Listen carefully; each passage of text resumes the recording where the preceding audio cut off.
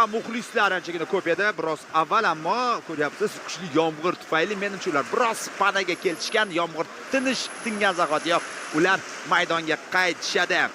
O'ylaymizki, mana shunday jarayon hozir ham yuzaga keladi. Uyg'on jamoasi vakillari chap qanotdan Sunatulla Abdullajonov to'pni jarima yetkazadi. Imkoniyat, zarba.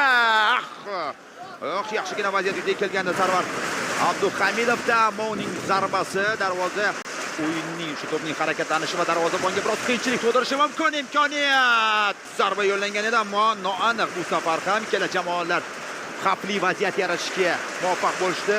Shukurlayev biroz shu joylashuv borasida hali yana aniqlik kiritishimiz kerak. Imkoniyat Yaypan jamoasida.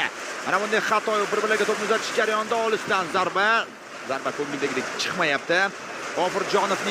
Ovurjonov ijrosidagi Abdullajonov. Imkoniyat yuzaga kelishi mumkin. Oktama Folisdan zarba.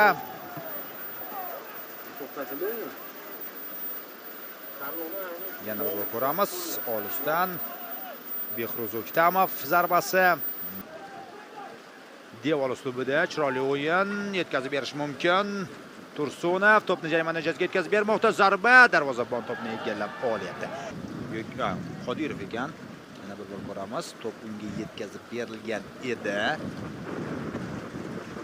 Zarba. Bosh to'qnashib ketdi.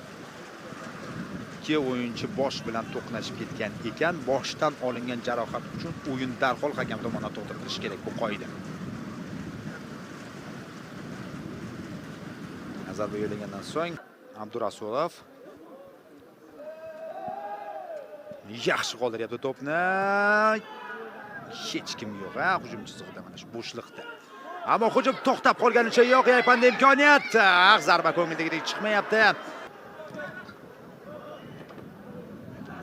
Qanday uzatma bosh bilan, chap qanotga. Abduhamidov. Yaxshi uzatma. Kombinatsiya davom etmoqda. Termizliklarda imkoniyat va hisob ochilyapti.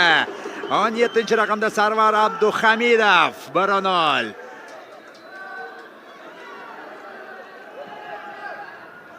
Surxon jamoasi uchun juda muhim gol urilyapti, chunki barcha o'sha bahs munozaralarni yo'qqa chiqaradi mana shu gol va eng muhim jihati bu gol o'yinni ochib yuborish ehtimoli juda katta.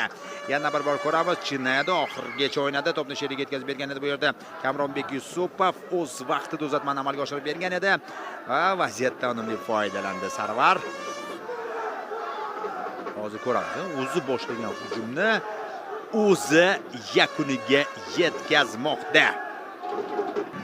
Davom etamiz. Fol. Elnurbek uzatma amalga oshirishi mumkin. Zarba yo'llanyapti, noaniq. Yaxshi uzatma. O'yin qanotga to'p yetkazib berilyapti. Oldinga borish mumkin.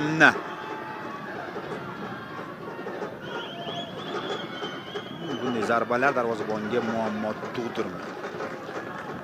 Uzatma aniq emas. Ikkinchi temp. Chinado. Ajoyib uzatma.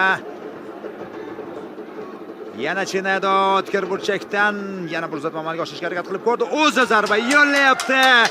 Qarib o'zi boshlagan hujumni Chinado o'zi yakuniga yetkazmoqda.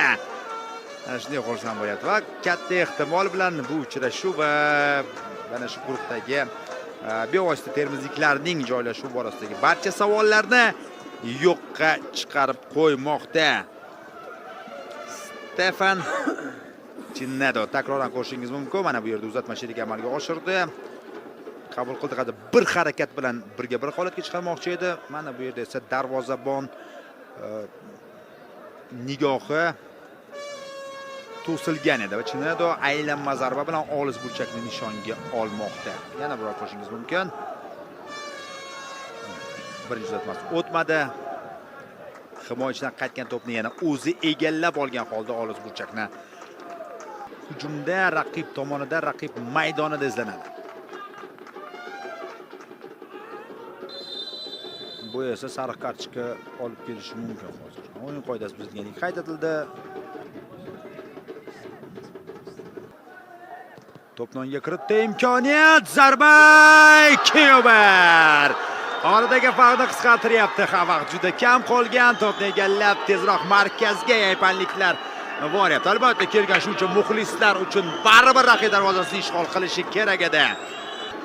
Ammo Superliga jamoasiga qarshi kechayotgan uchrashuvda baribir yaypanliklar munosib o'yin namoyish etyapti. Buni alohida e'tirof etishimiz kerak. 61-raqam ostida harakat qilayotgan Asadullo G'ayratullayev raqib darvozasini ishg'ol etganligini aytib o'tishimiz kerak. Himoyachilar uni o'zini qoldirishdi.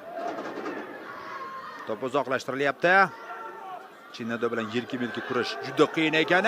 Endi u birga bir holatga chiqib ketmoqda. Sherigiga uzatma amalga oshirayotgan edi. Pressing qo'lada raqibga nisbatan darvozabonga yetkazib berilmoqda. Har bir mana shunday harakatlar ish beryapti. Qanday vaziyat Chinado. Mahoratidan dalolat do'stlar. O'ylab o'tirmasdan hozir yuqorilatib to'pni darvozaga joylashga harakat qilib ko'rdi. Takror lavhada ko'rishimiz mumkin. Chiqarib yuborishadi endi termizliklar va aniq uzatma Chinadoga. Va borida uchrashuvni boshqarib borayotgan hakam Temur To'xtasinov xushtagi chalmoqda. Uchrashuv yakuniga yetdi.